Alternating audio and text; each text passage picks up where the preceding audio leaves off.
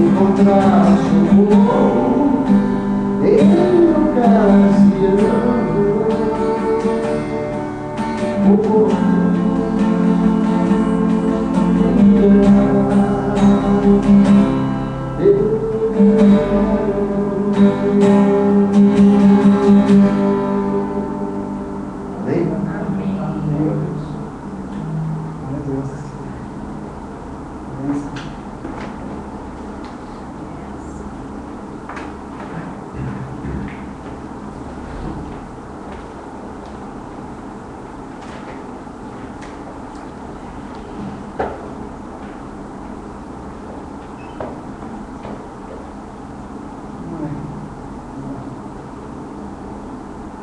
Com João,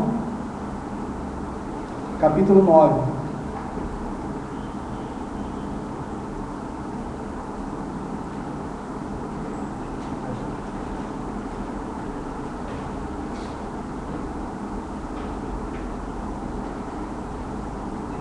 A gente pode ler o capítulo inteiro, mas vamos fazer uma leitura.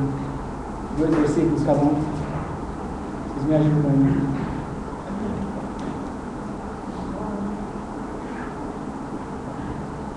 Ok?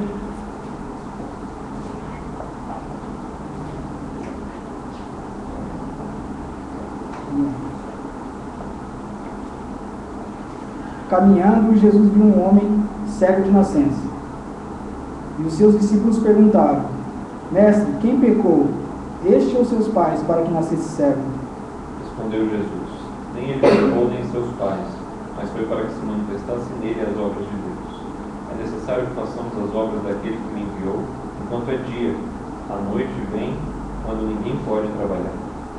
Enquanto estou no mundo, sou a luz do mundo.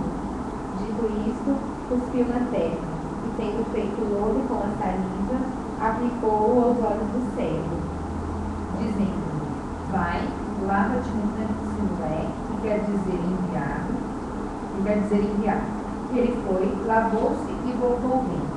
Então, os vizinhos e os que dantes o conheciam de vista, como um mendigo, perguntaram: Não é este o que estava sentado pedindo esmolas? Uns diziam: É ele. Outros: Não, mas parece com ele. Ele mesmo, porém, dizia: Sou eu. Perguntaram-lhe, pois: Como te foram abertos os olhos? Respondeu ele: O homem chamado Jesus fez lodo, untou-me os olhos e disse: Vai ao tanque de Siloé e lava-te. Então fui, lavei-me e estou vendo. Disseram-lhe, pois: Onde está ele? Respondeu: Não sei. Levaram, pois, aos fariseus os que dantes fora cego. E era sábado, o dia em que Jesus fez o lodo e abriu os olhos. Então, os fariseus, por sua vez, lhe perguntaram como chegar a ver.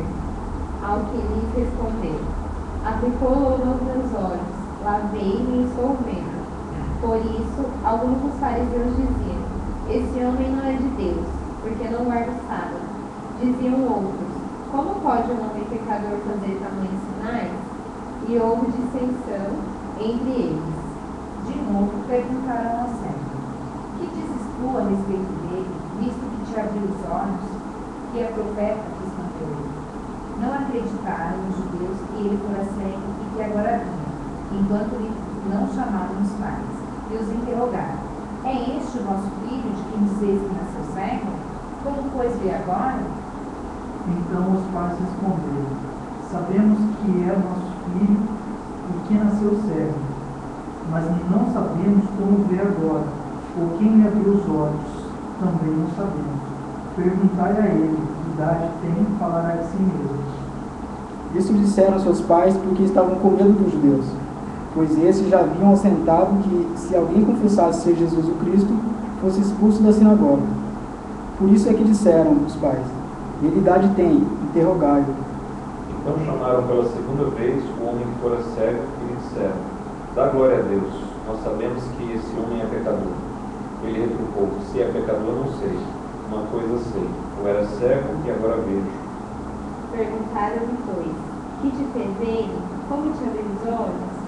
Ele lhes respondeu: Já vos disse, e não atendestes. Por que quereis ouvir outra vez? Porventura quereis vós também tornar-vos seus discípulos?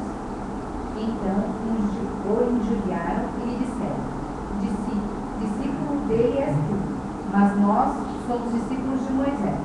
Sabemos que Deus falou a Moisés, mas este nem sabemos de onde é. Respondeu-lhes o homem: nisto é de estranhar, que vós não saibais de onde ele é, e contudo me abriu os olhos. Sabemos que Deus não atende a pecadores, mas pelo contrário, se alguém teme a Deus e pratica a sua vontade, a este atende. Desde que há mundo jamais se ouviu que alguém tenha aberto os olhos a um cego de nascença. Se este homem não fosse de Deus, nada poderia ter feito. Mas eles retrucaram: tu és nascido todo em pecado, e nos ensinas a nós? E o expulsaram. Ouvindo Jesus que os tinha expulsado, encontrando, lhe perguntou: crês tu no Filho do Homem?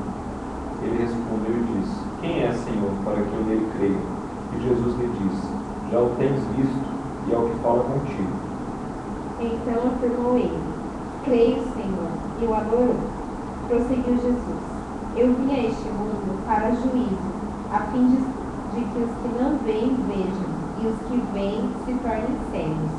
Alguns dentre os fariseus que estavam perto dele perguntaram: acaso também nós somos cegos?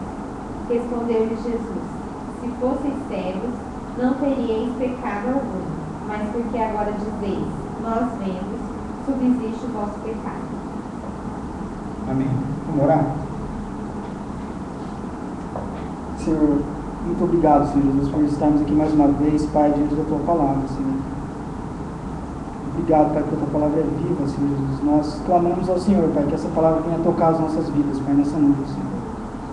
Em nome de Jesus, Pai, nós consagramos, Pai, tudo a Ti, Senhor Jesus, toda a nossa vida, Pai, nós colocamos diante do Senhor, Pai. Abrimos nossos corações, Pai, nosso entendimento, Pai, que o Senhor leve cativo a nossa mente ao Senhor, Pai. Diante do trono, Pai, da graça, Pai, que o Senhor derrame da Tua graça sobre as nossas vidas, Pai. Que o Senhor nos capacite, Pai, que o Senhor não permita que nenhuma limitação humana, Pai, venha impedir ou atrapalhar o Teu falar, Pai, o Teu agir, Pai, o Teu tocar nas nossas vidas, Senhor. Em nome de Jesus, Pai, nós oramos. Amém. Amém.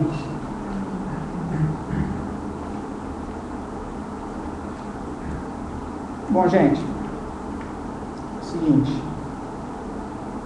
é interessante quando a gente olha para os evangelhos, né, e a gente vê várias situações onde a gente percebe que o Espírito Santo ele coloca várias situações, vários tipos de pessoas diferentes, onde a gente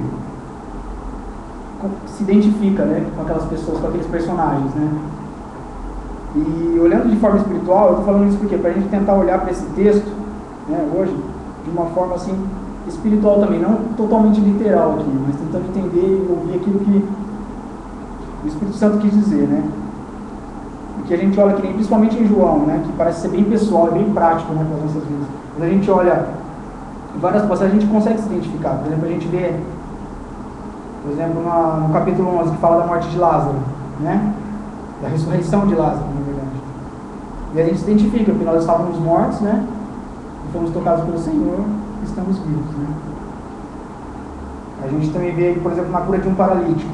Se a gente olhar de forma espiritual como uma representação para as nossas vidas, né, o Senhor querendo falar, um paralítico é o quê? É aquele que, né, o exemplo do paralítico é aquele que não podia ir sozinho até as águas, né, que se moviam, né, lá, e ele não podia ir até as águas sozinho.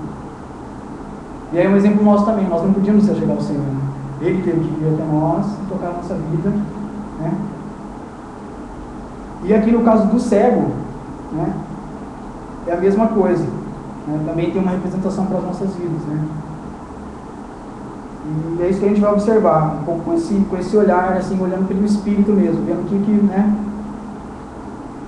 esse texto, a gente vai falar de alguns fatos aqui, objetivos do texto e tal, mas a gente tentar refletir, sempre levar para esse lado espiritual, aplicando para a nossa vida, o que o Senhor quer nos mostrar, por que ele relatou isso aqui, se é simplesmente a cura de um cego, se simplesmente ele estava querendo mostrar o seu poder e a sua glória, né, no total, se tinha mais do que isso, se ele estava querendo revelar algo mais profundo, né.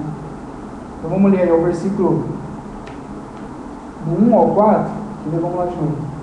Caminhando Jesus, viu um homem cego de nascença. E os seus discípulos perguntaram: Mestre, quem pecou, este ou seus pais, para que nascesse cego? Respondeu Jesus: Nem ele pecou, nem seus pais, mas para que se manifestem nele as obras de Deus. Para a gente começar a refletir, né, a gente já vai começar com uma pergunta. Incentivo do Paulão aí, ó, faça bastante perguntas do Paulão para mim. Então eu vou fazer perguntas, mas vocês respondem, não tem silêncio total, senão eu vou ficar. Primeiro, o que é, né, assim, o que representa ser cego de nascença? O que é ser cego de nascença para a gente? Então, o que é e o que representa ser cego de nascença? Aquele que já nasce em trevas, né? Já não enxerga nada. Desde que nasceu. Já nasce no pecado, né? É. Todos nós nascemos cegos de nascer. Se formos olhar por esse.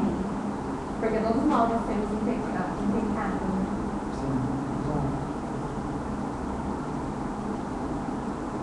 É isso, não cego é um que é aquele que nasce, né?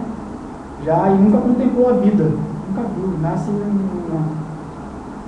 em algo obscuro, mas é algo inerente a ele, né? Não foi algo que ele provocou, ou não é uma consequência. Ele já nasce cego, não tem vontade, né? Ele não tem.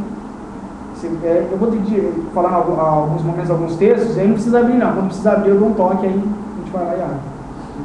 2 Coríntios 4,4 diz assim, não é para abrir agora não: nos quais o Deus deste século cegou o entendimento dos incrédulos, para que lhes não resplandeça a luz do Evangelho da glória de Cristo, o qual é a imagem de Deus. Que já coloca como, né, o Deus deste século cegou o entendimento. Coloca esse cegar. Em vários outros textos a gente vê, né, que ele escurecendo-lhes o entendimento. A gente vê que, se a gente olhar espiritualmente para o texto, a gente vai ver que essa escuridão realmente estava na nossa vida e a gente consegue se colocar, né, como cego, né? Você acha que diante disso que a gente já está comentando, a gente pode dizer que, né, espiritualmente, que os cegos de nascença já estão em trevas, né? Já nascem em trevas, como diz o Paulo aqui, né? Podemos afirmar isso, né? Porque você está na luz, você está nas trevas, não tem meio termo. Você nunca viu luz, né? E se ele não viu a luz, Ele não vai chegar, né? O que, assim, por exemplo, o que esse cego de nascença ele pode fazer? O que ele pode tentar fazer para ele deixar de ser cego? O que ele pode tentar, eu não sei, o que ele pode fazer? Qual que é a perspectiva para a vida dele? Né? De esperança que ele tem, no sentido dele mesmo, o que ele espera, o que ele pode fazer, o que vocês acham? Há alguma coisa que ele possa fazer? O texto responde. Então responde. Não, está com a luz. Não, falando ele. Ele por si só não resolve Por o si só não problema. resolve. É a graça. é a graça. Ele não tem nada que ele possa fazer. A graça e a misericórdia de Cristo, de se revelar a Ele e Ele no livre-arbítrio de aceitar ou não essa luz. E a gente vê isso no versículo 1, né? Não pode ir, né? Até essa luz, ele não pode fazer nada, na verdade, né? E se a gente olhar para a nossa vida, a gente estava numa situação de total separação do Senhor e só a misericórdia para nos alcançar. Né? A vida nos tocou, né? E aí nós tivemos vida, né? E a luz nos toca, a gente passa a ver espiritualmente. Aí a gente vê no versículo 1, lindo, né? Caminhando Jesus, viu um homem cego de nascença. É Jesus vendo esse homem cego de nascença. Né? E olhando espiritualmente, quem é esse homem, né? O que esse homem cego de nascença, nesse texto, por exemplo, está tipificando, né? Mas já está claro para a gente. Ele tipifica as nossas vidas, né? Nós mesmos, né? Estávamos cegos do pecado, né? Nascemos já com essa herança, né? Já nascemos nas trevas. E conhecemos a luz, e a luz vem e nos tocou, né? Como caminhando, Jesus viu um homem cego de nascença. Né? Aí o texto escolhe, os discípulos perguntam para ele: quem pecou, este? Jesus, né, de uma certa forma, diz para ele: não importa, é para que nele se manifeste as obras de Deus. Né? E aí a gente vê esse toque da misericórdia de Deus, né? No versículo 5 diz assim: enquanto estou no mundo, sou a luz do mundo. João 1, de 1 a 5, diz assim: no princípio era o Verbo, e o Verbo estava com Deus, e o Verbo era Deus. Ele estava no princípio com Deus, todas as coisas foram feitas por intermédio dele, e sem ele nada do que foi feito se fez. A vida estava nele, e a vida era a luz dos homens. A luz resplandece nas trevas, e as trevas não prevaleceram contra ela. A gente vê essa luz, né, Jesus se identifica no versículo 5 como a luz dos homens. Nesse capítulo 1, né, de João, aqui nesses primeiros versículos, quando ele diz: a vida estava nele, e a vida era a luz dos homens. A gente vê essa misericórdia, o Senhor vindo e tocando a vida desse homem, encontrando a vida dele. Né? Mais do que isso, se não tiver isso, não tem a vida. Não tem a vida. É a vida dos homens, É. né? Era a luz dos homens. Dos homens. Então, se a vida estava nele e a vida era a luz dos homens, os homens só vão ter, né? Só com Cristo que ele vai ter essa vida e essa luz, que vai enxergar, que resplandece sobre as trevas e assim por diante. É a vida do Senhor tocando a nossa vida quando a gente já estava, né, sem. É a misericórdia dele, né? Deus transpassando fazendo aquilo que a gente não podia fazer, né? Fazendo aquilo que. Sabe o que é interessante? História do texto. Tem um cenário que é bem claro no texto. Quando a gente lê com um pouquinho de atenção, a gente já enxerga. Você vê o homem cego, por exemplo, orando, Não. clamando, vendo Jesus, ouvindo o que Jesus está passando e indo até Jesus, em momento algum, né? Você não vê uma atitude do homem cego, como você falou. Mas é interessante que o tempo inteiro é Jesus que age. É Jesus que ele vê o homem cego, é Jesus que se compadece, é ele que imediatamente pega a pasta e faz a pasta e aplica nos olhos. Depois direciona ele para o tanque de Siloé, e aí ele é retirado lá para a sinagoga, e depois que ele é expulso, ouvindo Jesus que ele foi expulso, ele vai de encontro com aquele homem, e aí ele se revela para aquele homem como sendo o filho do homem. Então você vê que o tempo inteiro Jesus é que está agindo ali na vida daquele homem. Então é um texto que dá para ver claramente como todas as coisas relacionadas à nossa vida, relacionadas à salvação, relacionadas à misericórdia e graça de Deus, todas as coisas começam em Deus. É Deus que sempre vai estar fazendo dando o primeiro passo, derramando a misericórdia, derramando a graça, vendo, né? É onde a gente consegue observar que Deus ele tem um pleno controle, absoluto controle de todas as coisas. O Espírito Santo convencendo o homem do pecado. Convencendo do pecado, é onde você vê a manifestação da misericórdia e da graça de Deus. E é interessante que a gente vê a manifestação da graça de Deus, ela tem início quando Deus vê o homem na sua plena cegueira. Aqui, né? Viu um homem cego de nascença. A partir do momento que Deus vê o homem na sua plena cegueira, na completa cegueira, é que vai dar início à manifestação da graça, do favor e merecido de Deus na vida daquele homem, na vida do homem.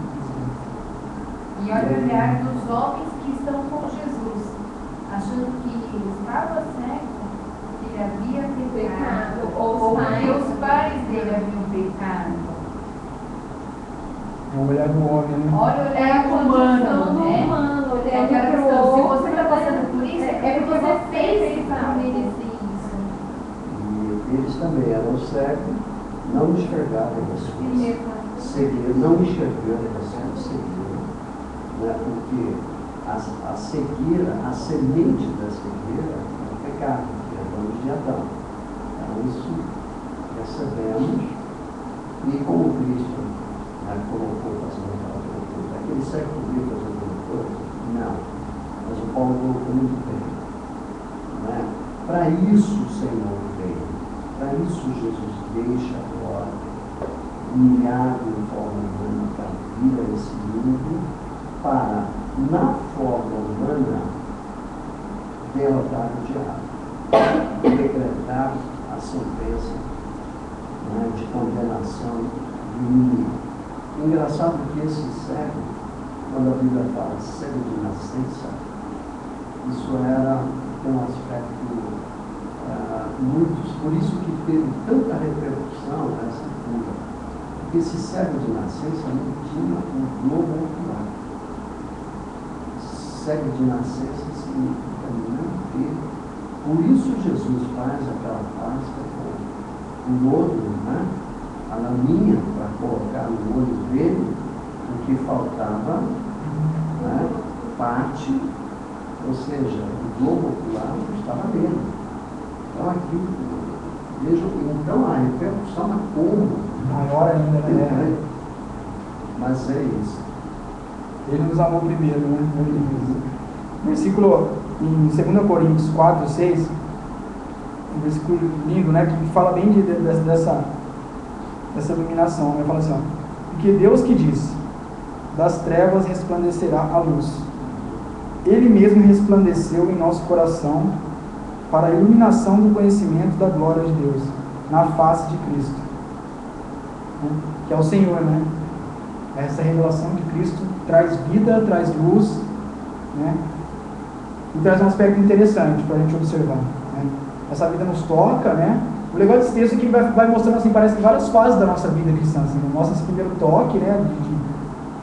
O Senhor vindo dando o primeiro passo, nos amando primeiro, tocando na nossa vida quando a gente já estava morto em pecado, quando a gente estava cego, não podia ver nada. Ele toca, Ele nos dá vida, né? Nos faz enxergar, essa luz resplandece, né? E essa luz traz um efeito de discernimento, né? Traz na nossa vida, a primeira coisa que a luz pode trazer é um discernimento, né? Na nossa vida. Se a gente, não precisa fazer, mas se a gente apagar a luz aqui, né, e acender, a gente já viu um exemplo claro do que é não estar nas trevas, né? Você não saber nada, como é nada, você não saber para onde ir, o que é aquilo, você não saber a forma das coisas, o significado das coisas, né? E quando a gente acende, essa luz brilha e tudo parece que, né, de forma surpreendente, às vezes muito rápida. A diferença é que o cego, né, ele se move sem enxergar. Então ele não vê, ele não pode ter, né, na sua mente por onde ele está caminhando. É claro que ele recebe um amparo para se movimentar, ele tem um tato, que o ajuda, etc. Assim são aqueles que não são salvos. Não podem enxergar o plano espiritual de Deus para a nossa vida, como nós, depois de recebermos a luz, podemos enxergar. Então você olha, né, para o não salvo, qual é a visão dele? É uma visão cega. Totalmente. Só este mundo, não é nada. Para ele a vida é este mundo, acabou. Se resume a isso, né? E algumas pessoas têm alguma noção de Deus, mas sem compreender, porque ele não enxerga. Então a diferença para nós é que a luz de Cristo nos permite enxergar a glória de Deus. Nós vemos a glória de Deus revelada, né, em tudo, em toda a criação, no universo, tudo. Nós podemos ver por quê? Porque nós temos a luz de Cristo para enxergar isso. Senão nós também não estaríamos com. No versículo 7 a gente vê, né? Fala, dizendo-lhe, vai, lava-te no tanque de Siloé, que quer dizer enviado. Ele foi, lavou-se e voltou vendo, né? Quando ele faz aquele caminho de ida até o tanque, né? Ninguém sabe se ele foi levado, como é que foi que ele foi até o tanque. Mas ele vai até o tanque. Aí ele voltou vendo, né? Ele vai, o caminho de ida, ele não sabia por onde ele estava passando, mas ele volta já vendo, né? Ele já volta discernindo as coisas, né? E essa questão de discernimento, essa luz trazer discernimento para a nossa vida, é interessante como a gente começa a olhar para a nossa vida, né? Depois que a vida de Deus toca na nossa vida, a gente conhece o Senhor, né? Essa luz vem sobre a nossa vida e a gente começa já a discernir e a entender já de um ponto, né? A luz de Deus, né? Um ponto crítico sobre nós mesmos, né? Nós começamos a discernir, pô, eu sou tão bom quanto eu achava que era, né? A gente começa a ver as nossas manchas, os nossos pecados, a gente compreende a nossa natureza, né? A gente começa a olhar para essa natureza de forma que a gente vê que não era bem aquilo, né? E vamos abrir aí, ó, em Efésios 5,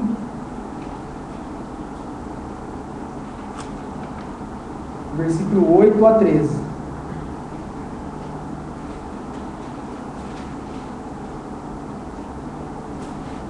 eu dar uma olhadinha nessa questão aqui. Essa luz como forma de discernimento. Esse ser que ele volta vendo, ele é tocado pelo Senhor, e aí, fazendo um paralelo com a nossa vida cristã, a gente já começa a enxergar e observar alguns pontos na nossa conduta, né? Achou? Todo mundo achou? Versículo 8, a partir do 8 ao 13. Pois outrora erais trevas, porém agora sois luz no Senhor. Andai como filho da luz, porque o fruto da luz consiste em toda bondade e justiça e verdade, provando sempre o que é agradável ao Senhor. Não sejais cúmplice nas obras infrutíferas das trevas. Antes, porém, reprovai-as, porque o que eles fazem em oculto, só o referir é vergonha. Mas todas as coisas, quando reprovadas pela luz, se tornam manifestas, porque tudo que se manifesta é luz. Né? Esse texto, como Paulo diz, andai como filho da luz, né? Já mostra a oportunidade de uma nova vida, né?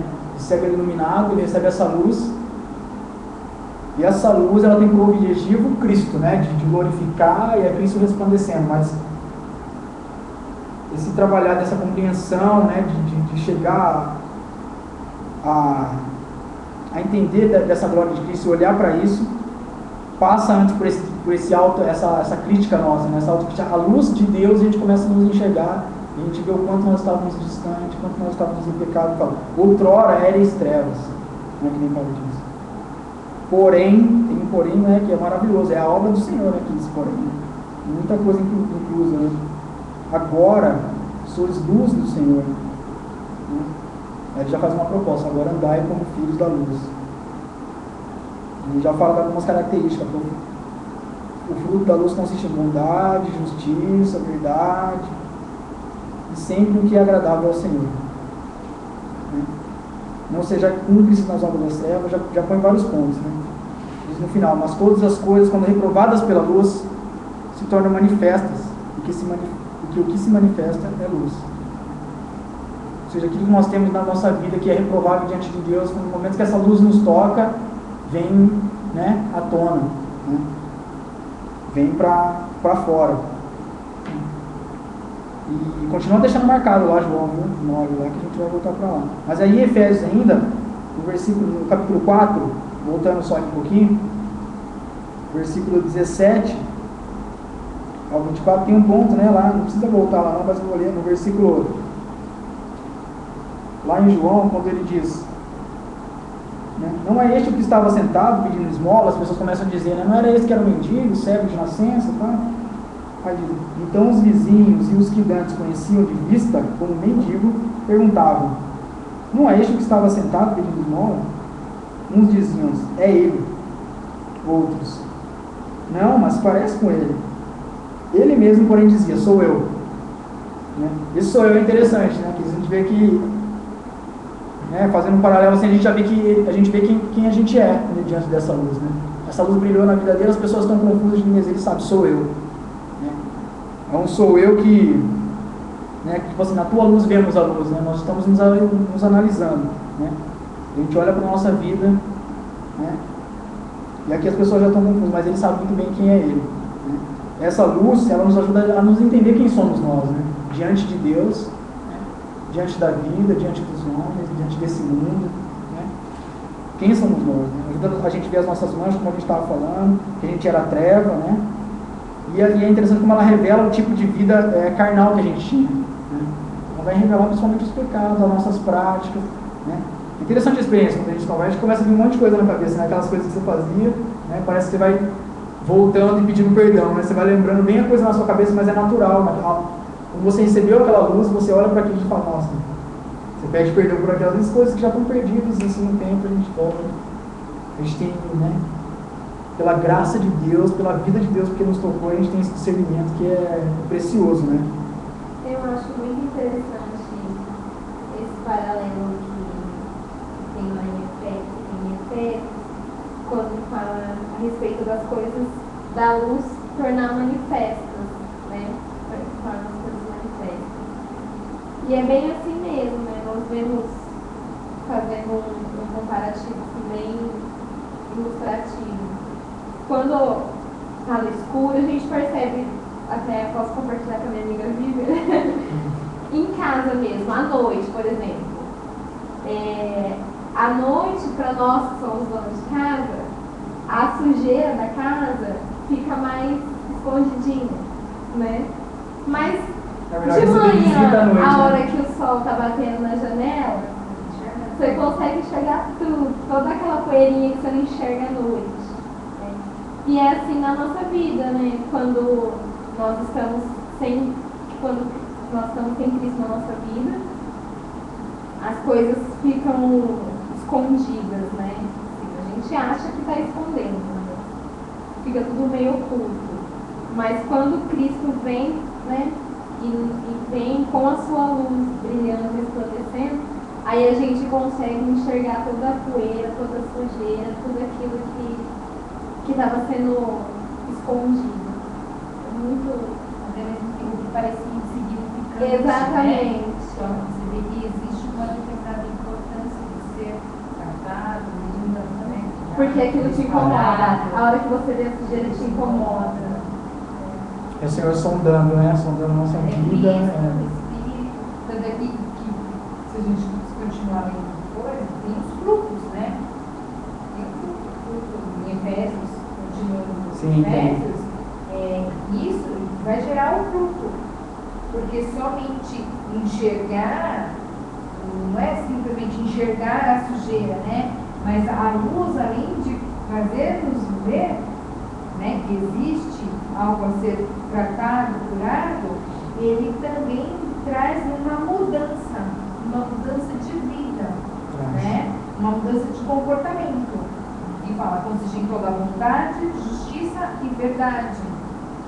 Então, sem a luz não existe a bondade, a justiça e a verdade. São os frutos da luz, são os frutos de Cristo, né?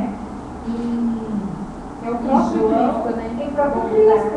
E em João 12:36, ele fala assim: enquanto tendes a luz, crede na luz, para que vos torneis filhos da luz. Jesus disse essas coisas e, retirando-se, ocultou-se deles.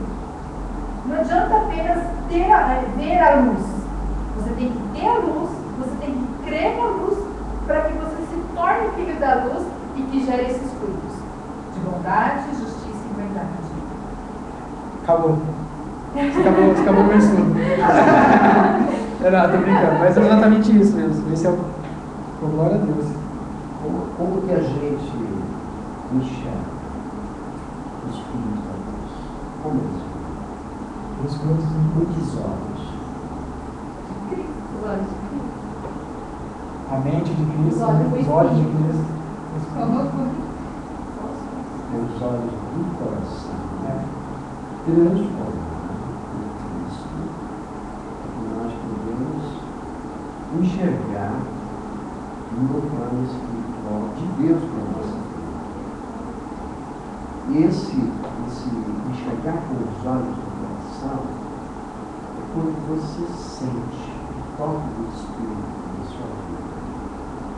Qualquer situação que você vai fazer, né, no dia a dia, sempre há aquele toque do Espírito Santo. Quando há um temor, né? Então, você vai sentir o toque de Deus, do Espírito Santo, notadamente o toque do Espírito Santo para nós. Quando passamos por qualquer momento que nos traga algum abalo na nossa vida, qualquer temor, qualquer situação, observe o toque do Espírito Santo, como Deus age nesse momento. E só com os olhos do coração a gente pode enxergar. Não, Deus está mostrando, Deus está falando, não é? Quando eu não ouço, quando eu não sinto isso, você abre a palavra. A palavra é Deus falando conosco. Amém. Interessante, né? Aí vamos ler o versículo, o Efésios capítulo 4, que fala do que ele estava comentando ainda antes. Né? Que essa luz nos traz um discernimento e a gente vê o tipo de vida que a gente estava levando. O tipo de vida carnal. Né? E ela faz uma proposta para uma nova vida. E a Bíblia falou, né? Uma vida de justiça e verdade, né? Uma vida que já vai dar esses frutos. Né? Aí diz assim lá: isto, portanto, digo, e no Senhor testifico, que não mais andeis como também andam os gentios, na vaidade dos seus próprios pensamentos, obscurecidos de entendimento, alheios à vida de Deus, por causa da ignorância em que vivem, pela dureza do seu coração, os quais, tendo se tornado insensíveis, se entregaram à dissolução para com avidez cometerem toda sorte de impureza. Mas não foi assim que aprendestes a Cristo, se é que de fato tendes ouvido e nele fossem instruídos. Segundo é a verdade em Jesus, no sentido de que, quanto ao trato passado, vos despojeis do velho homem, que se corrompe segundo as concupiscências do engano, e vos renoveis no espírito do vosso entendimento, e vos revistais do novo homem, criado segundo Deus, em justiça e retidão, precedentes da verdade. Essa vida vem, né? Essa luz vem sobre as nossas vidas, a gente toma conhecimento dos nossos pecados, como a gente está vendo. Essa vida, né? A luz de Cristo nós já contemplamos como por espelho, né? Já vemos a diferença que há na nossa vida na de Cristo. Já vem uma proposta, né? Dessa nova vida, né? De despojar do velho homem, que esse já não serve mais, né? Que agora nós devemos andar nessa nova vida, né? Como ele diz, despojeis do velho homem que se corrompe segundo as concupiscências do engano, né? Aquele que era cego, né? Ainda mais de nascença, né? Certamente vivia no engano, né? Muitas vezes se enganava, o cego facilmente se engana, né? Essa semana eu já estava com um pouco desse assim na cabeça, né? Estudando bastante. Aí eu fui passar num semáforo assim, né? Aí eu parei, eu estava de moto, né? Eu estava no corredor, assim, né? Eu sei que não pode, não é muito... Mas eu estava de moto, eu estava no corredor, né? Os carros parados assim, e eu entrei pelo corredor e parei assim no semáforo. Estava passando para buscar já no meu trabalho, saí do trabalho e fui buscar ela. Aí eu olhei assim, e tinha uma moça cega para atravessar, com a bengala assim no chão, né? Estava esperando, e ela estava parada assim, ó, com a bengala olhando. Eu olhei e falei, nossa, moça cega. Pensei assim, mas no trânsito, assim, aí eu fiquei, né, esperando o semáforo abrir para mim. Aí o cara do meu lado fez assim, ô, fala para a moça atravessar aí. Aí eu olhei, falei, é verdade, está aberto, e ela estava parada. Esperando assim, né? Esperando o quê? Né? A boa vontade de alguém, porque ela estava no trânsito de 6 e 10 da tarde, um negócio assim, né? Na avenida ali das Amoreiras, né? O trânsito o tempo todo saindo e ela parada esperando alguma coisa. Aí ele falou, eu peguei e falei, moça, pode atravessar. Dela, obrigado. Ela já foi descer, só que ela não estava nem na parte mais baixa, assim, sabe, da calçada para atravessar, ela estava na alta, assim, aí eu falei, nossa, ela vai cair. Aí ela pôs a bengala assim, sentiu a altura, ela foi devagarzinho, atravessou. Quando ela estava no meio da faixa, um cara veio andando de a pé, assim, pegou ela e terminou, porque daí já estava começando a piscar aí ela atravessou. Aí ela veio andando, aí a gente tava, já fui engatar a marcha para sair, ela falou, ela olhou assim e falou, obrigado. E agradeceu, né? Aí eu saí andando e falei, nossa, seu idiota, você estava dormindo, cara. Eu olhei e vi a cega ali, né? A moça, né? Assim. E eu olhei e fiquei, tipo, nossa, eu continuei esperando o semáforo abrir pra mim, cara. O cara do carro. Eu nem olhei pro cara depois, eu saí andando e falei, cara, o cara tava esperto. Eu falei, olha como a gente às vezes com os olhos do coração, a gente está na nossa rotina e tal. Né? Depois eu fiquei pensando, eu falei, Senhor, o Senhor está me confirmando essa palavra. Eu falei, nossa, Senhor, você está me dando uma boa reflexão, né, para fazer. E olha que interessante que você disse agora. Depois, ela meio que sabendo a direção da onde veio, a voz que falou pode atravessar, ela meio que direcionou para agradecer. Exato. E nós temos agradecido a Cristo pela luz, pela salvação, pela transformação, pelo entendimento. Nem pela visão física a gente agradece, né? Por essa visão física que a gente tem, né? Que é tão HD, né? Que é tão HD, né? Que tá na moda agora, tudo é HD, né? Nossa visão é a mais HD de todas, né? E a gente nem por essa diz que a gente agradece. Né? Uma coisa que me fez pensar, que nem vendo assim, né, esse engano, né? Não vou dizer que é um engano, os projetos do velho homem que se corrompe segundo as concupiscências do engano. Né? Nossa, como que o cérebro pode se enganar? Né? Que ela já estava enganada quanto a se podia atravessar ou não, ela não tinha como saber, gente. Se ninguém fala nada, ela ia ficar ali, ó. Sem rumo, sem direção, Não tem né? como. Isso é que eu quero saber como que ela chegou, porque ela já tinha atravessado uma parte, né? Ela estava no meio da avenida. Só que a Avenida das Amoreiras tem uma parte, aí tem a parte do corredor dos ônibus e a outra parte. Ela já tinha passado duas, estava na última. Né? Se alguém ajudou ela a atravessar as outras duas, deixou ela na mão na última, assim, né? Continuou. Então eu falei, olha que engano, né? Ela podia cair, porque ela já estava na parte mais alta. Né? E ela não sabia, se ela põe em pé, achando que ela ia se atropelar. Ninguém estava nem aí, inclusive eu. E estava ali, eu olhei para ela. Só que, graças a Deus, Deus deu um chacoalhão e ela pôde falecer. E é interessante que a gente recebe essa proposta dessa nova vida, né? Voltando assim, e de despojar do velho homem e se revestir do novo homem. E aí eu vou fazer uma pergunta, mas depois a gente responde, a gente vai responder mais pro final, né? Mas é uma coisa na hora que eu estava refletindo, mas como essa transformação de fato acontece? Né? Eu já me peguei perguntando várias vezes, né? Esse despojar do velho homem às vezes é tão doloroso, é tão difícil, e nos revestir dessa nova vida, como que essa nova vida vem, né? E essa é a pergunta assim, como essa transformação acontece, né? Qual que é a nossa parte nisso, nessa transformação? O que o Senhor permite, né? Já que em primeiro toque é o Senhor totalmente só na misericórdia dele, né? Já que ele toque assim, o servo não podia fazer nada, o Senhor já foi lá tocou. Ele iluminou. Agora ele tem diante dele uma nova vida, né? Uma vida de justiça, uma vida de bondade, uma vida para andar nessa luz. E agora quem torna essa vida possível, né? E essa é uma questão para a gente lembrar. E voltando lá para João, vocês não fecharam, não. Voltando para João. Interessante ver também como aquela transformação é percebida, né? E olha que ele fala dos vizinhos. Verdade. Os vizinhos perceberam. Você viu fulano? Os vizinhos e os que conheciam. Nossa, né? mas você viu como De fulano vista. era? Olha como você tá agora.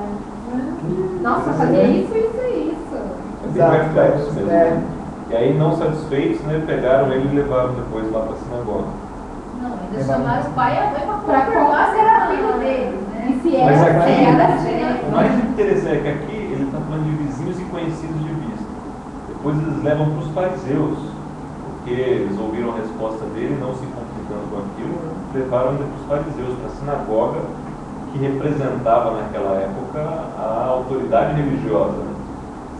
Era para confirmar ali que aquela transformação ali de fato não trazia, tinha alguma coisa envolvida ali que eles não compactuavam. Era coisa ligada demais, né? Mas será? Porque É ele eles mesmo? perguntam várias vezes, né? Eles não conseguem acreditar. Tanto é que depois ele até se irrita e fala, mas por que vocês estão acreditando? Porque a resposta dele vai reduzindo, né? Ele começa a falar tudo o que aconteceu, Eu já falei, vocês não acreditaram. Porque é algo assim para eles que não tem explicação. Como que foi aberto? Como que essas pessoas elas não suportam essa transformação? Como isso incomoda, né? Como isso incomoda, como que Não isso compreende. traz uma coceirinha, né? E a pessoa não aguenta. E aí eles ficam lá questionando, não é, pô, o cara abriu os olhos, né? Não mudou a cara dele, não mudou a feição, as roupas, nada, abriram os olhos. Mas elas ficavam ali se questionando. Alguma coisa chamava a atenção e elas se questionavam.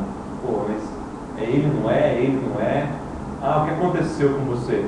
Aconteceu isso. E aí pegam e levam depois para o sinagoga. É exatamente isso que eu ia falar assim, né? A gente não precisa ler, porque é exatamente isso que você acabou de falar.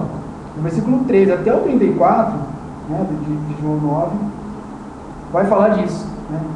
E pontuando, né, essas fases, assim, né?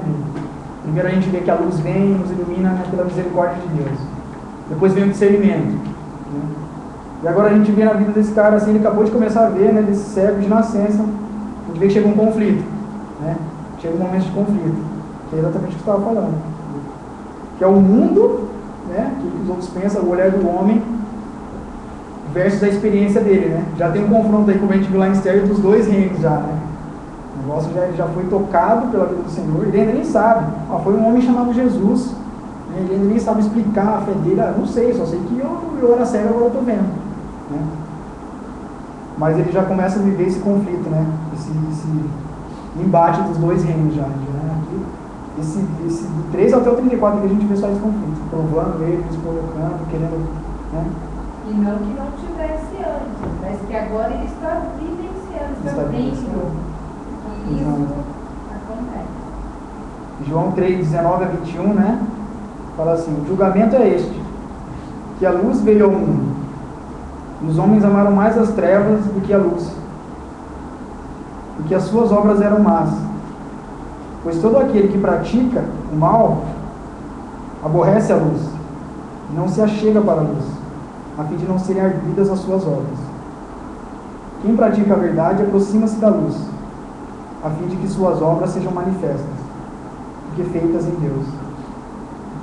Esse versículo mostra bem essa coisa de que os homens amaram mais as trevas do que a luz. A luz veio ao mundo, e na vida desses, né, tanto dos vizinhos, como dos fariseus lá, que são levados, esse embate, inclusive dos pais dele, por medo, né, lá de entendendo ainda, falam, acabam dando indício, estão amando mais o mundo, dando mais ouvidos àquilo que o mundo está fazendo. E por final, né, assim, no versículo 34, né, a gente pode ler até aí, 32, 33 e 34, ó, João 9. Desde que há mundo, jamais se ouviu alguém que tenha aberto os olhos a um cego de nascença. Como dito ali, né, não tinha globo ocular, né. Se este homem não fosse de Deus, nada poderia ter feito. Aí tem o mas dele, né? Mas eles retrucaram: tu és nascido todo em pecado e nos ensinas a nós, e o expulsaram. Muito interessante. Amaram mais ao mundo. Amaram mais as trevas.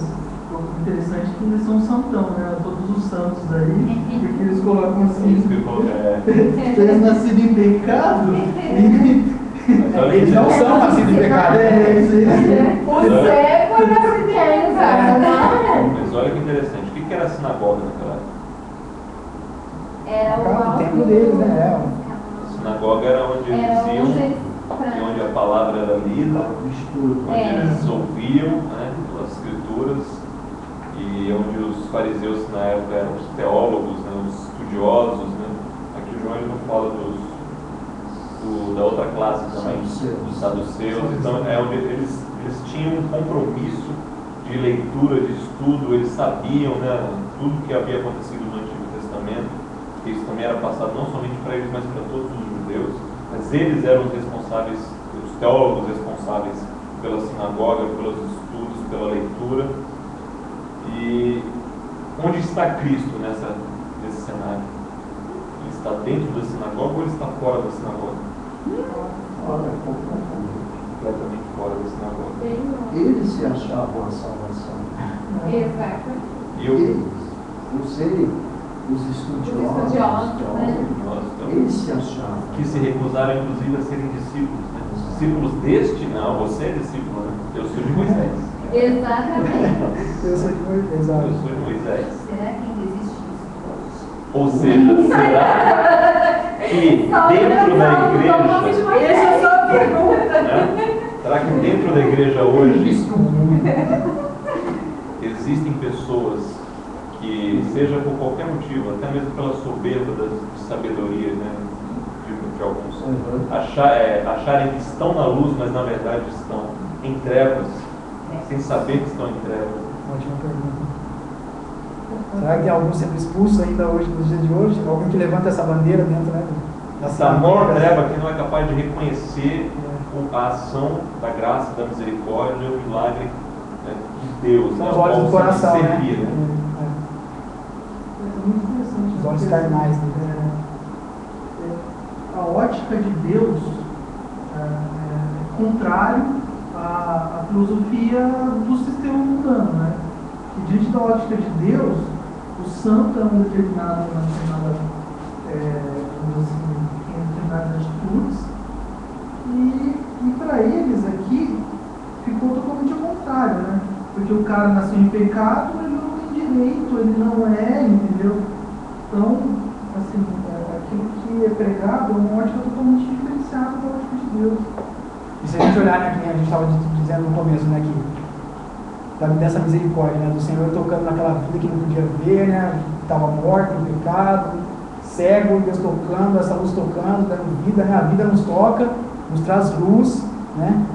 Jesus faz isso na vida desse homem e a gente vê que Jesus faz isso num sábado, né, que é logo para arrebentar, né.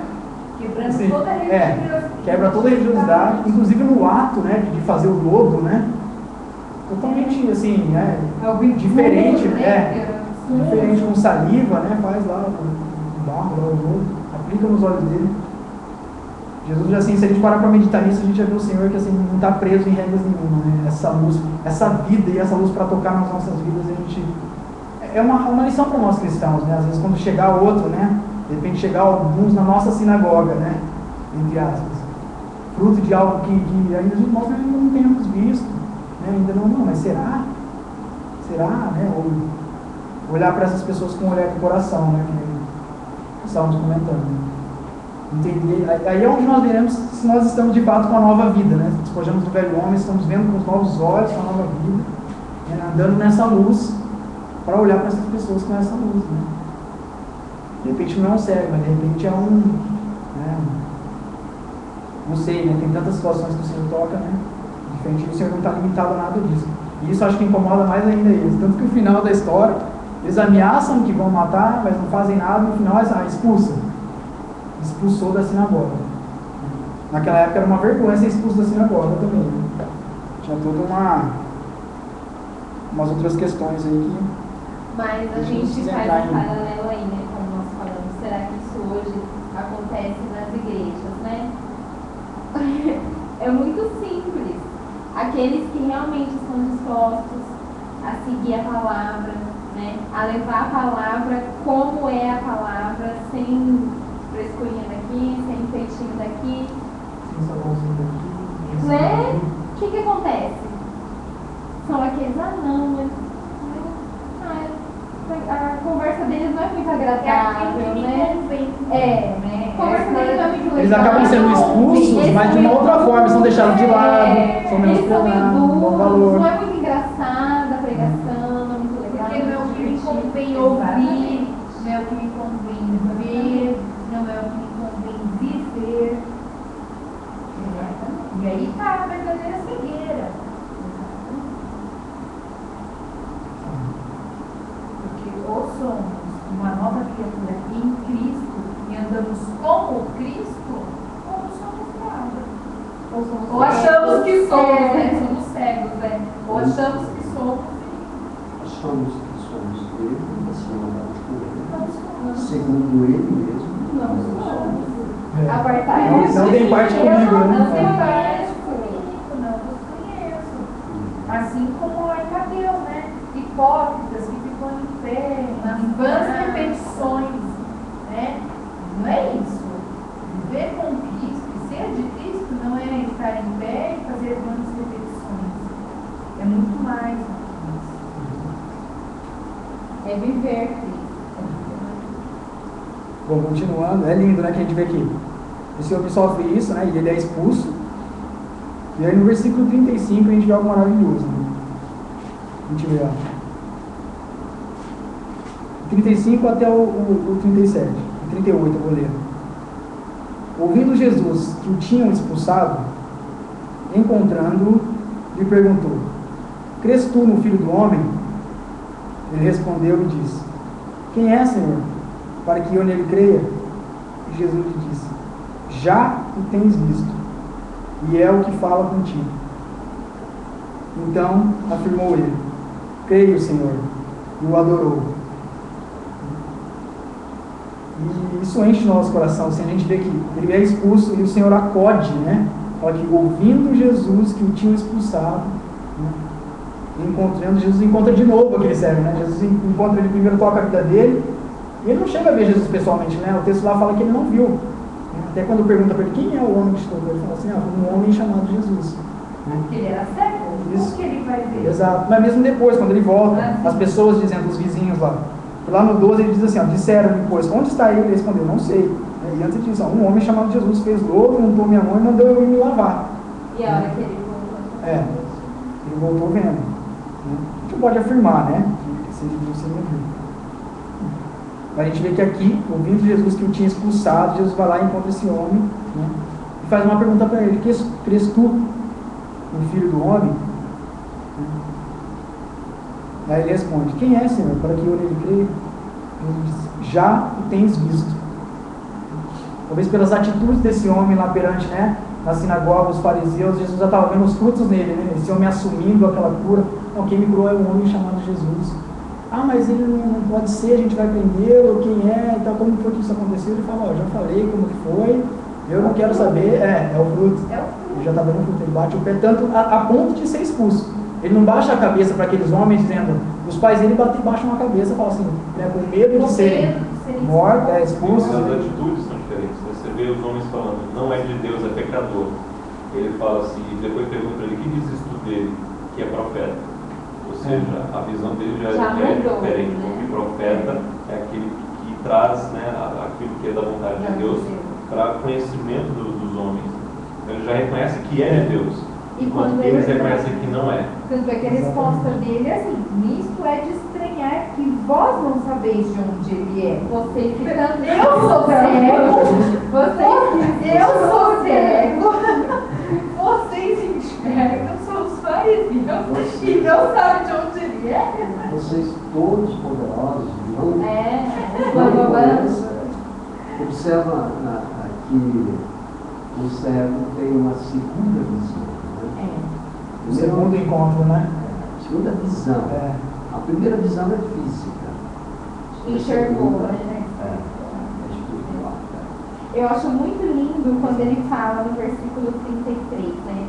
Que aí eles questionam ele e ele fala no 32 e 33. Desde que há mundo, jamais se ouviu que alguém tenha aberto os olhos de um cego de nascença. Se este homem não fosse de Deus, nada poderia ter feito. Ele reconhece, ó, Ele recebeu a luz, ele creu na luz e já gerou fruto. Diferente dos pais, ele não teve medo. não teve medo. Ele afirmou e confirmou toda a informação que ele cria que era a verdade diante dos fariseus, mesmo sobre o perigo, o risco de ser expulso da sinagoga. E foi expulso. Ele até meio que ironiza, né? Os Exatamente, fariseus. tem ironia no meio. Quereis vós também tornar-vos discípulos dele? Ele, né? Peita mesmo, não tem. Não, mas é lindo, né, esse toque. Né? E a gente vê aqui Deus operando já, né, confirmando essa salvação ainda dele. Que a pergunta, crês tu no Filho do Homem? Mas quem que é? Jesus já se revelando ali para ele já. Ali já está chegando, né, já está espiritualmente, visualmente, ele já está contemplando o Senhor, já dizendo, né, sendo salvo, que Deus opera aqui, primeiro aquela visão, aquela cura, ele já dá frutos, mas aqui o Senhor consolida essa salvação, né, esse operar mesmo no coração dele. Assim, né, Importante fazer destacar um pouco de que muitos enxergam a Jesus intelectualmente, ou seja, apenas os olhos com o entendimento do intelecto, mas não enxergam com os olhos do Espírito, ou seja, da alma, da entrega, do querer, do reconhecer. E isso falando do nosso meio, não é só. É a questão, né, de também lá, né, olhando o que a gente estava fazendo na introdução, assim, no começo, de olhar para os textos e nas vidas desses homens como o Senhor nos dizendo, né, algo espiritual, tipificando alguma coisa. A gente lembra da vida de Nicodemo, né, nesse caso, né, que tipifica um homem moral, né, aquele que era, né, mestre, né, Jesus disse, tu és mestre dos fariseus, né, não sabes essas coisas, né, esse homem intelectual, né, esse homem moral que está lá, que é mestre dos fariseus, mas ainda não fala, não importa, tem que se nasce de novo. Não importa se nascer de novo. Realmente, o nosso meio é complicado. Bom, depois desse operar dessa salvação, a gente vê na última palavrinha, né, quando ele fala, Então afirmou ele: creio, Senhor. Versículo 38. Ele o adorou. Né? Eu acho que aqui é o ponto alto assim, do texto, assim, para mim, sabe? Como a gente estava até comentando, né, também já. Tudo aquele toque, aquela luz, né, o Senhor toca, a vida nos toca, a luz nos toca, nos dá luz. Essa luz tem ela só nos traz discernimento para a nossa vida, né? Ela revela o nosso estado, né? Ela traz um conflito da gente com o mundo, ela revela todas essas coisas. Mas ela também revela o Senhor. Principalmente ela revela a vida de Cristo, né? O Senhor resplandece na nossa vida, né? A gente consegue visualizar essa vida, a gente começa a olhar para o alto, contemplar essa vida, né? O estado de contemplação, né? A gente vê na vida desse homem que ele afirma que, né, creio o Senhor, e ele já começa a adorar. Né? Várias outras curas que a gente vê de cego na palavra, né? Em João acho que só tem essa, se não me engano. Mas a gente vê que é sempre assim, o adorou, né? O adorou não, o Senhor tocou e o seguiu, né? O cego recebe vista, vai e segue. Jesus já vira um discípulo e já começa a seguir. Essa aqui tem uma parte algo peculiar, assim, né? Esse adorar, né? Ele pegou e adorou, né? No sentido de, assim, de contemplação, né? Só vou dizer alguns versículos assim para a gente elucidar assim, né? No Salmo 36:9 diz assim: pois em ti está o manancial da vida, na tua luz vemos a luz, né? Ou seja, na luz deles podemos contemplar a vida deles, né? Em 2 Coríntios 3, versículo 18, diz assim, esse versículo é lindo demais, né? Diz assim: e todos nós, vamos abrir lá, 2 Coríntios 3:18, vamos abrir que esse vale a pena mentir.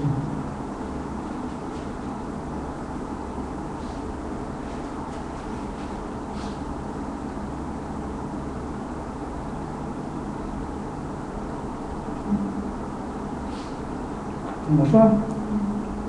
E todos nós, com o rosto desvendado, contemplando, como por espelho, a glória do Senhor, somos transformados de glória em glória na sua imagem, como pelo Senhor, o Espírito.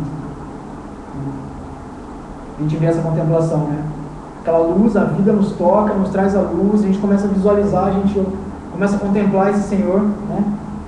E aqui a gente encontra a resposta para aquela pergunta, né? Quando a gente vê aquela vida proposta para nós, assim, de despojar do velho homem, né?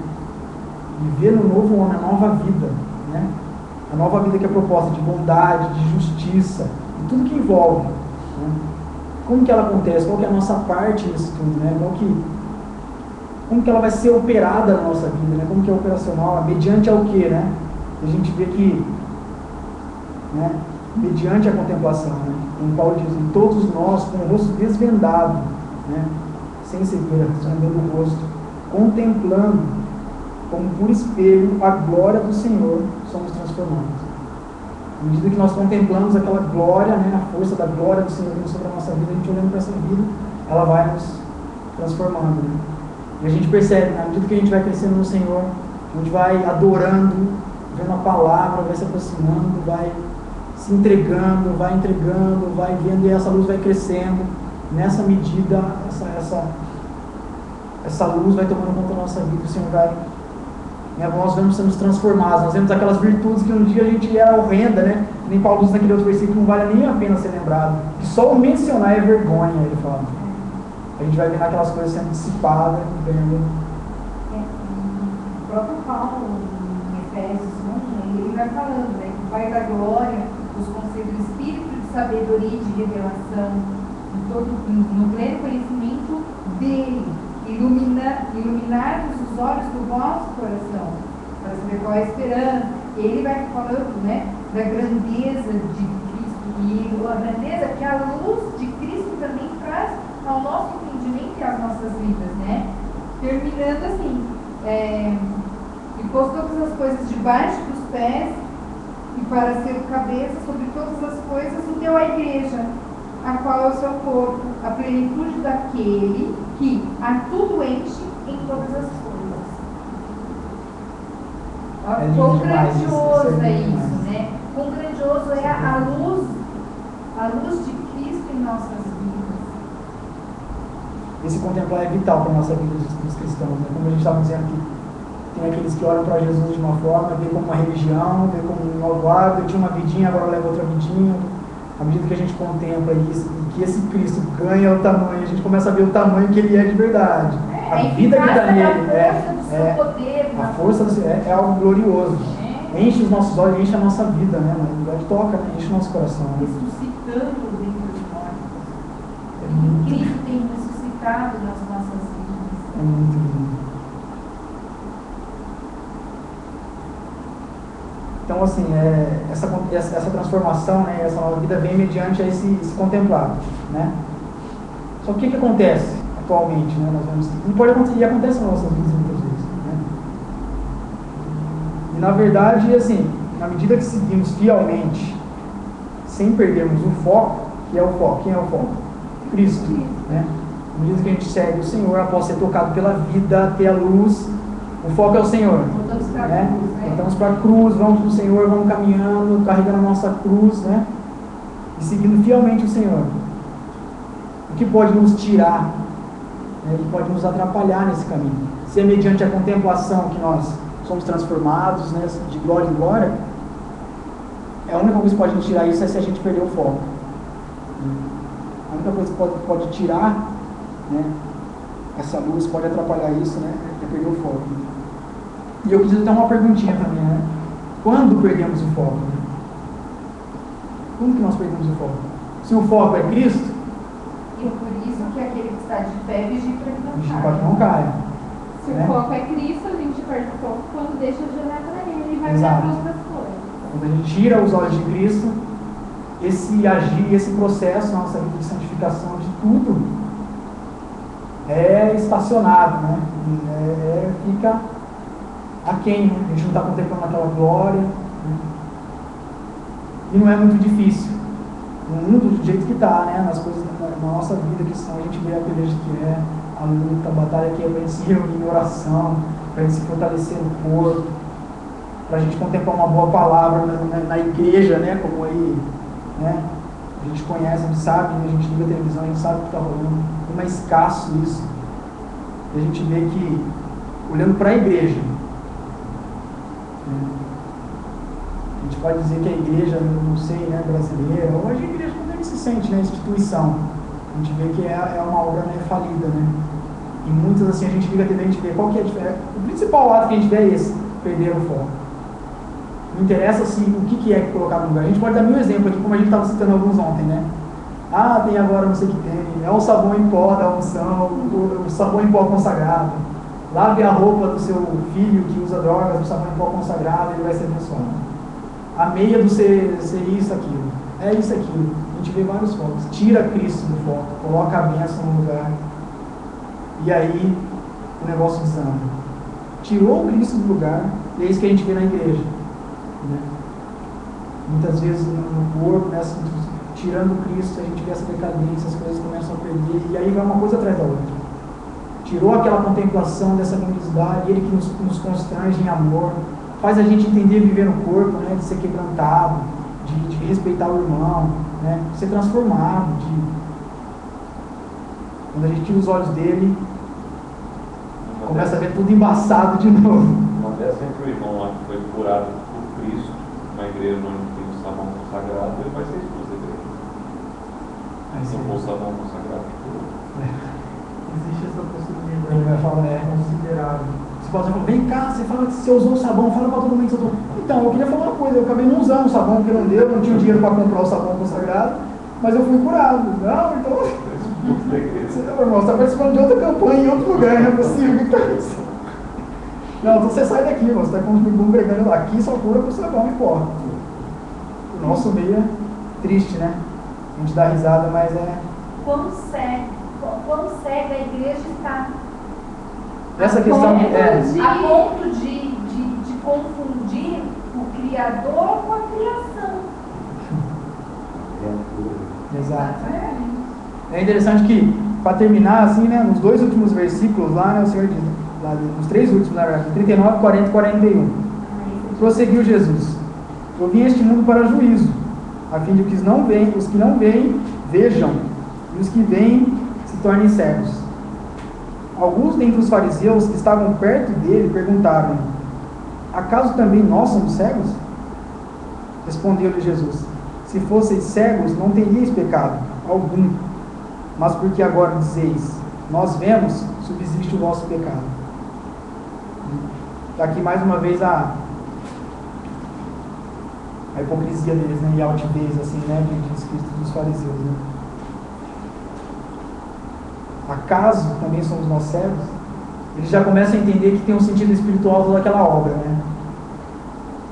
Se eles veem, estavam ali indignados com aquele cego que nascesse curado. Eles perguntam, Jesus prossegue dizendo: eu vim para os que não veem, vejam, os que veem se tornem cegos. Eles já querem se enquadrar nos que são cegos, né? Tipo, acaso somos nós cegos também? Ou seja, né? Toca. Jesus não. Jesus diz: se fosseis cegos, não terias pecado. Mas porque vocês dizem, nós vemos, subsiste o vosso pecado. E é bem claro. E é exatamente isso, né? Os fariseus é o exemplo total. Se eles tivessem de fato, como na sinagoga, e eles guardando a lei como eles guardavam e se diziam, né, os doutores da lei e tal, né? Esse intelectualismo, toda essa coisa. Se eles de fato guardassem essa palavra, eles estariam, ou deveriam pelo menos estar ansiosamente esperando pelo Messias, pelo Salvador, clamando, com o coração ali gemendo, porque a opressão dos romanos ali, todo o contexto, né? E eles clamando por aquilo, né? Clamando, esperando. Mas a gente vê que é justamente o contrário. Os olhos deles também, eles também tinham perdido o foco, como a gente estava dizendo, né? Dessa contemplação, de contemplar essa glória. Interessante que em Coríntios ele diz, né? Paulo diz aqui aos Coríntios: falamos da sabedoria de Deus em mistério, outrora oculta, a qual Deus preordenou desde a eternidade para a nossa glória.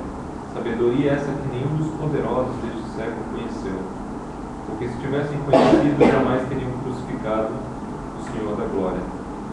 Ou seja, eles achavam que viam na soberba da sabedoria deste século. Mas, na verdade, a sabedoria de Deus, que é dada em mistério, eles desconheciam completamente. Estavam em trevas e cegos, achando que viam. Tem esse versículo? Bom, enfim. O foco é Cristo, né?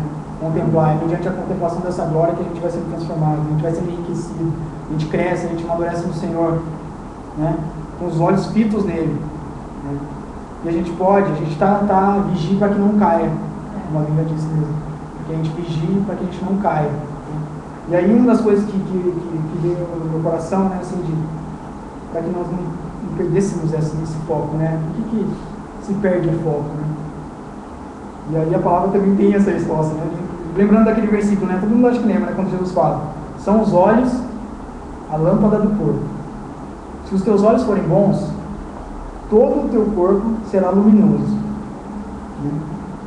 Interessante que, se os seus olhos forem bons, no original é simples. Se os seus olhos forem simples, todo o teu corpo será luminoso. E é um simples que é o mesmo que aplicado ao simples, como olhos de pomba, né? Olhos simples, singelos, né? Olhos que conseguem ver uma coisa de cada vez, né? Olhos que contemplam uma coisa de cada vez. A pomba não tem uma visão periférica como nós temos, né? Então é uma coisa de cada vez.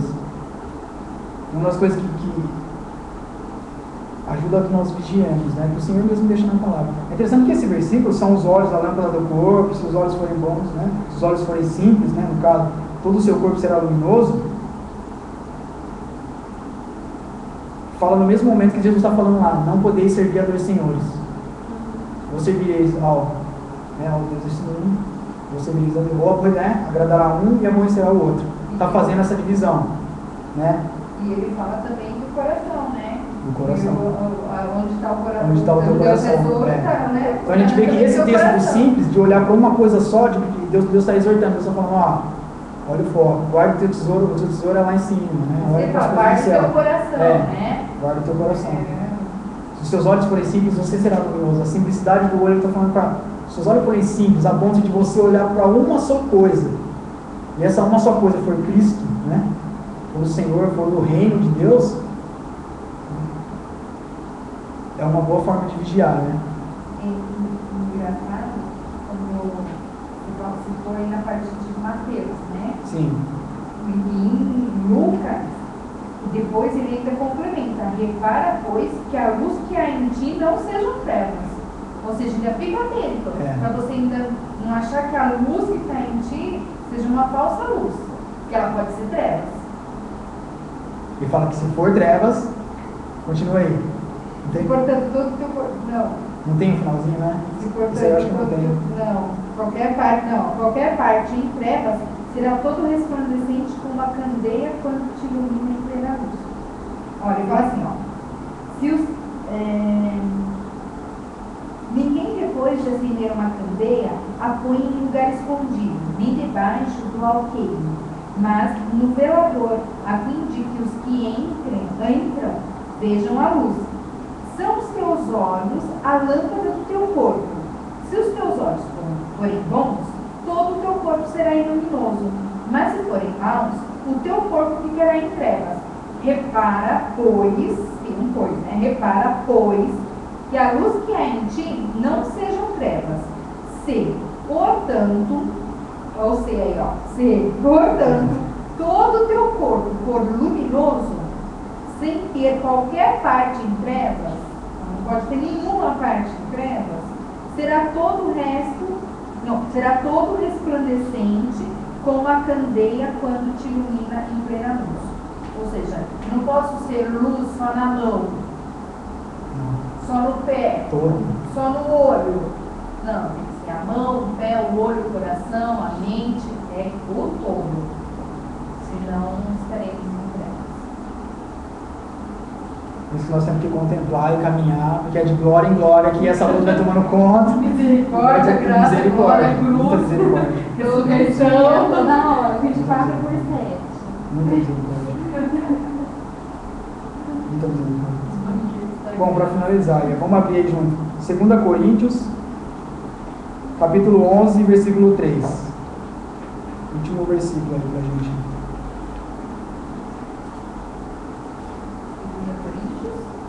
Capítulo 11, verso 3. Continuando essa mesma, né? Essa coisa da simplicidade dos olhos, né? Quando a coisa começa a ficar complexa demais, que a gente começa a perder o foco.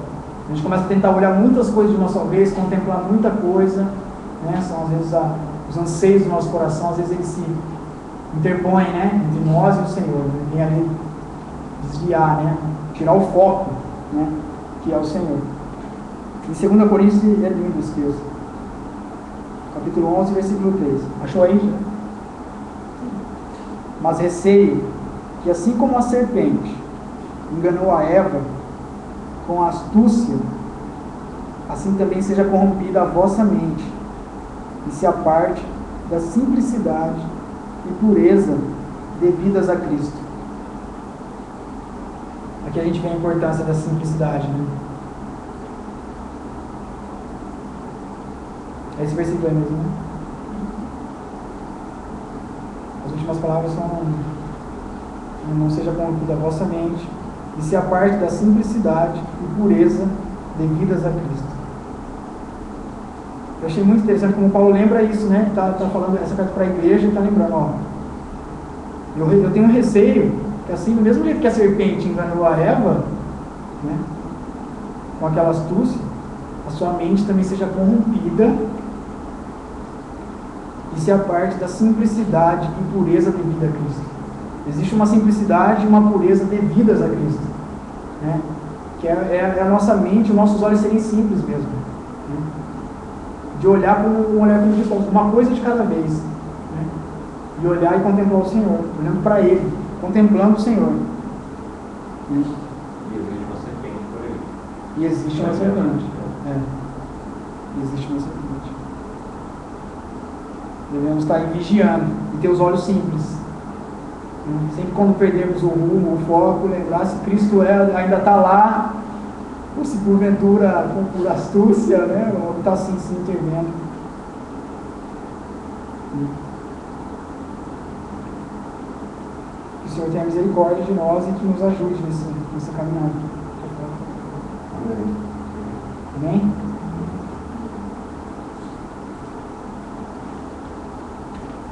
Vamos orar?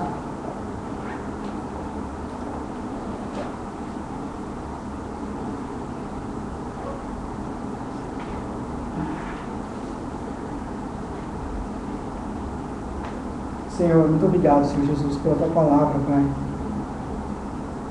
Obrigado, primeiramente, pela Tua misericórdia, Senhor Jesus, nas nossas vidas, Pai. Obrigado porque o Senhor nos alcançou, Pai. A Tua luz nos iluminou, Pai, quando nós estávamos em trevas, Pai. Quando nós éramos só trevas, Senhor. Estávamos longe de Ti, Senhor. E o Senhor nos tocou, Pai, com a Tua vida, Pai. Tua vida rica, tão plena, Senhor Jesus. E a Tua luz nos tocou, Senhor Jesus. Muito obrigado, Senhor. Eu clamo, Senhor Jesus, pelas nossas vidas, Pai, que o Senhor continue a obra que o Senhor começou, Pai. Que o Senhor tenha misericórdia, Pai, nos momentos que nós dispersamos nossos olhos do foco, Pai, que é o Senhor, Pai. Do motivo para que o Senhor tocou o nosso coração, do motivo para que o Senhor nos deu a visão, Pai. A luz, Pai, que é para contemplar o Senhor, Pai. Que é para viver para o Senhor, Senhor Jesus. Que é para caminhar na Tua direção, Senhor Jesus. Para viver uma vida que agrade, Senhor Jesus, ao Senhor, Pai. Que o Senhor tenha misericórdia de nós, Pai. Que o Senhor nos conduza, Pai, pela Tua mão, segundo a Tua graça, Pai. Muito obrigado, Senhor Jesus, pela riqueza da Tua palavra, pelo Teu amor nas nossas vidas, Senhor Jesus. Por podermos estar aqui hoje com os irmãos, Pai. Que o Senhor abençoe, Senhor Jesus, porque se não puderam estar aqui, Senhor. Em nome de Jesus, Pai, nós te louvamos, Pai, te agradecemos, Senhor. Em nome de Jesus, muito obrigado pela Tua palavra, Pai, que é bendita, Pai. Obrigado porque apesar de nós, Pai, Teu Espírito Santo está neste lugar, Senhor Jesus, ministrando vida, Pai. E a vida do Senhor, Pai, a vida verdadeira, Pai. Em nome de Jesus, nós te louvamos, te agradecemos, Senhor. Amém. Quem quiser orar, fica à vontade. Senhor, eu te agradeço, Pai, por mais este dia, Senhor, por mais este encontro, Pai. Agradeço por poder estar aqui com os irmãos, Senhor, onde temos liberdade, Pai, para poder receber a Tua palavra, Senhor, para poder termos esse momento de comunhão, Senhor, de comunhão com o Senhor, Pai, onde o Teu Espírito tem liberdade, Senhor, no nosso meio, Pai. Eu te agradeço, Senhor, pela Tua palavra, Deus. A Tua palavra, Senhor, que nos revela, Pai, o quanto nós somos pequenos, Senhor, a Tua palavra, Pai, que nos permite contemplar, Senhor, a Tua grandeza, Senhor, a Tua misericórdia, Senhor, a Tua graça, Pai, a Tua graça que nos alcançou, Senhor, que tem nos alcançado dia após dia, Senhor. Muito obrigado, Pai. Senhor, muito obrigado porque o Senhor também nos fez enxergar, Senhor, assim como este cego, Senhor, que nós lemos, Pai. O Senhor nos deu os olhos, Pai, para podermos contemplar, Senhor, as coisas do Teu reino, Senhor. Poder contemplar, Senhor, com os olhos do Espírito, Senhor. Muito obrigada, Pai. Muito obrigada porque o Senhor nos tirou da cegueira, Senhor. Porque o Senhor lavou os nossos olhos, Pai. Muito obrigada, Senhor. Pai, eu peço que o Senhor continue a se revelar, Senhor. Que o Senhor continue a nos revelar a Tua palavra, Senhor. Que nós possamos cada vez mais, Senhor, crescer, Senhor, em graça, Senhor, em sabedoria, Senhor. Peço que o Senhor continue a derramar, Senhor, do Teu Espírito, Senhor, nas nossas vidas, Pai. Que o Senhor continue, Pai, a derramar, Senhor, da Tua graça, Senhor. Que nós possamos ter cada vez mais, Senhor, a Tua luz, Senhor, nas nossas vidas. Que nós possamos andar na Tua luz, Senhor. Que nós possamos ser filhos da luz, Pai, assim como a Bíblia falou, Senhor. Em nome de Jesus, Pai, que o Senhor continue a trabalhar nas nossas vidas, Pai, que o Senhor continue a limpar toda a sujeira, Senhor, se ainda tem algo que está oculto, Senhor, obscuro, Pai, que o Senhor possa limpar, Senhor, tirar tudo aquilo, Senhor, que tem sujado, Senhor, as nossas vidas, Pai, para que a Tua luz possa brilhar por inteiro, Senhor, por completo, Pai, em nome de Jesus. Pai, te agradeço pela vida de cada irmão aqui, Senhor. Peço em especial, Senhor, pela vida do Lucas e da Ana, Senhor, que estão, Pai, em viagem, Pai. Eles estão aqui, Senhor, conosco, Senhor, nos nossos corações, Senhor.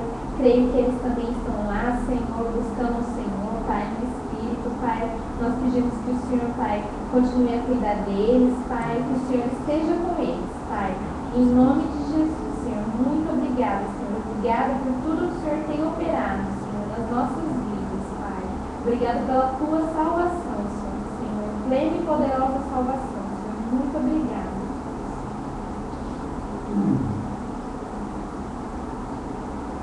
Pai, obrigado, Deus, pela tua palavra, que é lâmpada para os nossos pés e luz para os nossos caminhos, Senhor.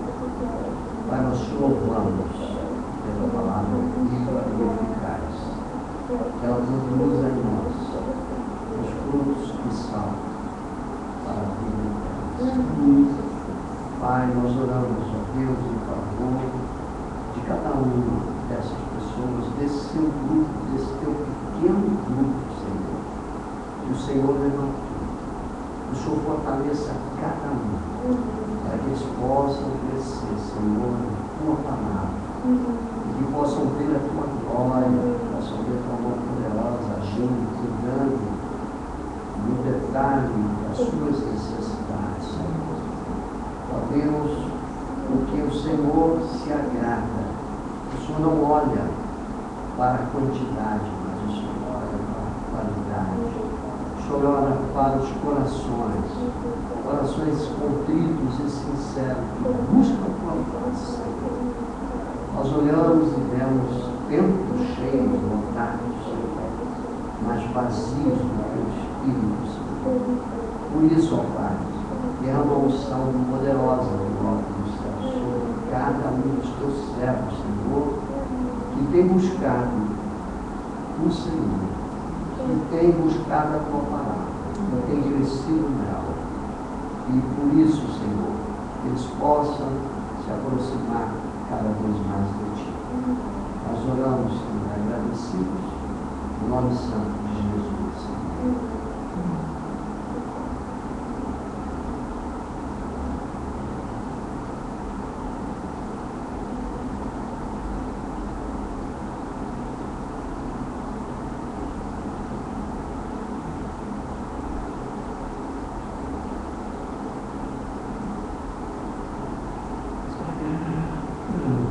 Eu fiquei com medo de apertar. Aqui, né?